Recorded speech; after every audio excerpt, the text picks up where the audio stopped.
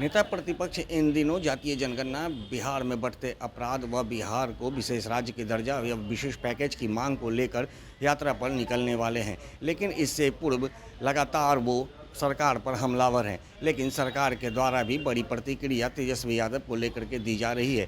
और इस पूरे मामले को लेकर के नीरज कुमार, जो कि जेडीयू के मुख्य प्रवक्ता हैं, वो क्या कुछ कह रहे हैं, आइए सुनाते हैं। जनजाति के वर्गीकरण के संबंध में माननीय सर्वोच्च न्यायालय ने ऑब्जर्वेशन दिया है, कोई न्यायिक निर्णय नहीं दिया है।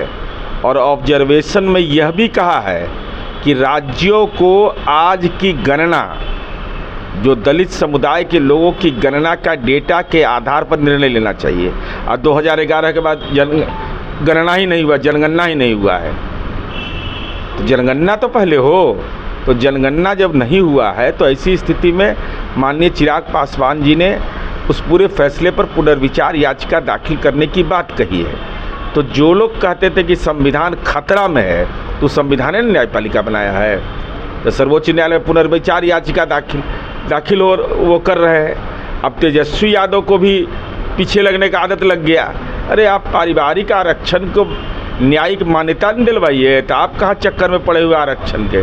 आपको तो सब हजम करने का आरक्षण चाहिए। राजनीति में असर पड़ेगा क्या इसका?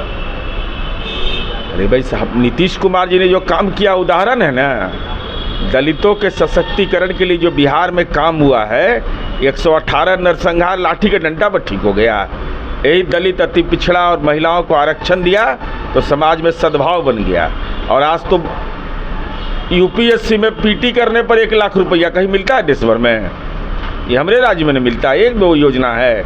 शैक्षणिक उन्नयन, बौद्धिक उन्नयन के बुनियाद पर उनके जीवन दशा का बदलाव हो। आज गली गली बना दिए दलितों की, जहां आबादी थी, जहां समाज के अंदर में दुराव का भावना रहता था, पहले उनका गली बनाया, तब दूसरे तबके का बनाया। उसके बाद वो चिकित्सा प्रकोष्ठ की बैठक बुलाते हैं, उसमें भी वो शामिल नहीं होते हैं। क्या लगता है? और यात्रा करने की बात कर रहे हैं। राष्ट्रीय जनता दल के नेतागण तो दावा कर रहे थे कि तबीयत खराब है। तो तबीयत खराब है तो चिकित्सा प्रकोष्ठ में ही देखो, डॉक्टर नहीं थे क्या? मेरा डॉक्टर है, चिकित्सा प्रकोष्ठ है। इसका मतलब दाल में कुछ काला है, नहीं निकलने का कुछ राज है। वो राज वो बताना नहीं चाहते हैं। भाई राज को उसके खजाने का जब पैसा ले रहे हैं तो क्यों नहीं बताते हैं कि हम किस स्थिति में हैं, कहाँ हैं, क्या कर रहे हैं? जब आपकी तबीयत खराब है, जैसा आपके राजद के प्रवक्तागण कह रहे हैं, और चिकित्सा प्रकोष्ठ की बैठक है, तो उसमें डॉक्टरे लोग गए होंगे ना भाई।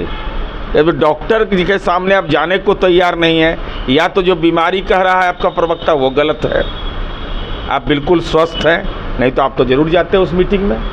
ये तो चूँकि राजनीति में ये लोग को विरासत में मिला है, लापता रहने का आदत है, लापता हो।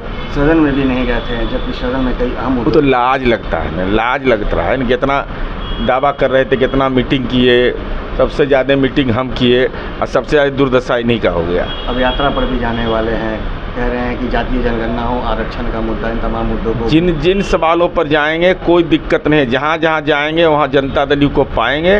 हम लोग जैसे ही उनका इलाज करने के लिए राजनीति में पहुँच जाएंगे।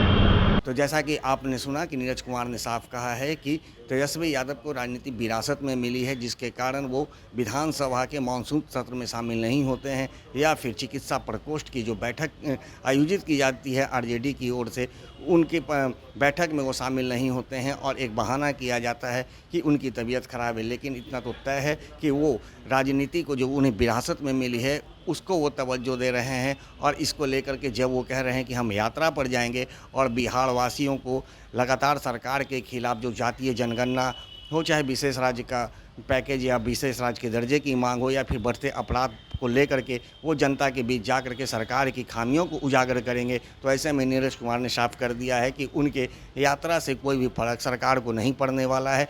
वो जहां जाएंगे उन्हें जदयू पाएंगे। जदयू के कार्यकर्ता आज पूरे बिहार भर में छाए हुए हैं, एनडीए के पूरे कार्यकर्ता बिहार में छाए हुए हैं। और एक बार 2025 के विधानसभा चुनाव में फिर से एनडीए सरकार बननी तय है। दर्शन न्यूज़ के लिए ज्ञानेंद्र की रिपोर्ट।